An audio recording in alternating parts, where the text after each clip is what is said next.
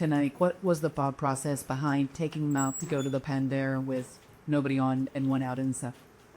Yeah, just they pressured him pretty good in the fourth, fifth, sixth. Had a couple of base runners each inning.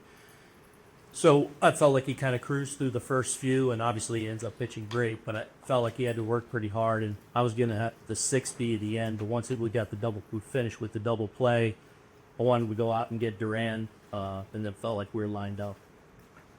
Hey, Tara?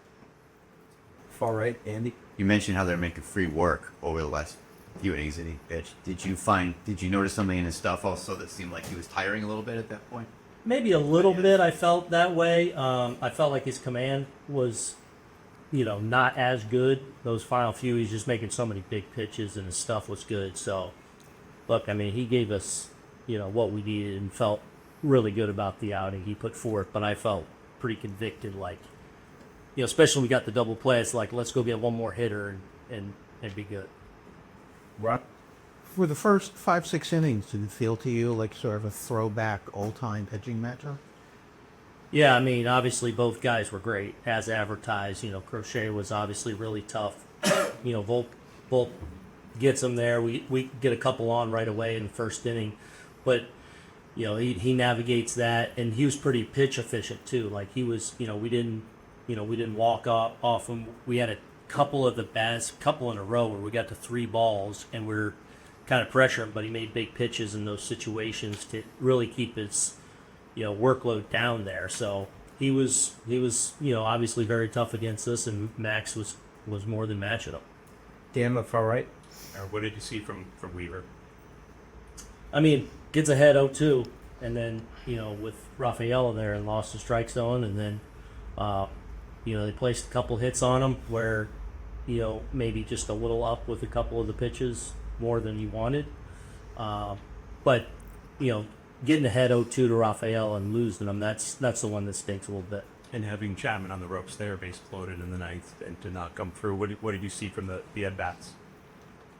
Yeah, I thought we had, a lot of really good at-bats against him. I thought Caballero's at-bat the inning before was really good. Obviously Goldie getting us going, Judgy smoking a ball, Belly doing his thing, and then I thought G didn't get any results tonight, but I thought he had a lot of good swings, a lot of just misses, and they got up still.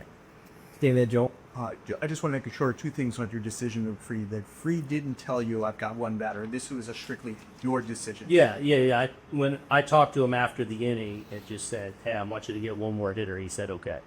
And I know it was kind of asked, but like Rafaela has numbers on Weaver. It's not a big sample size, but he has numbers. Does that push you one way or the other? And it's a small sample, but they are numbers.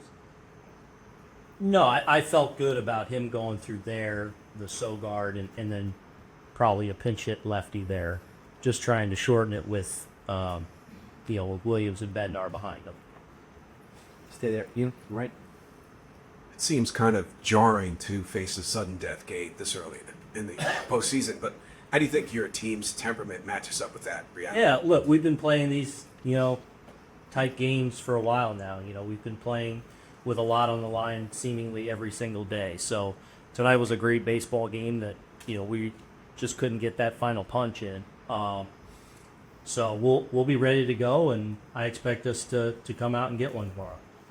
One more year on the right, middle. You all got some good swings off Crochet in the first and second inning. What do you think changed after that? We're talking about a stud pitcher. I still thought we got some good swings off. I thought G had a good swing on him where he just missed looked like a cutter or a sweeper in the middle of the zone. He got his A swing off. I thought Rosario had some good at-bats against him. He got him on the ground, though. And then I thought Aaron, with the 3-1, he had a 3-1 pitch, looked like a pitch in the middle there, and he just missed to center. So, look, he's really good. I thought we had some decent at-bats. We just weren't able to pressure him enough and create enough traffic against him to put him in real trouble. Let's just take one more. We get Anthony on the right. Was Rosario injured? He came out of the game with No. offense? No. Just once we get our righties in there, yeah.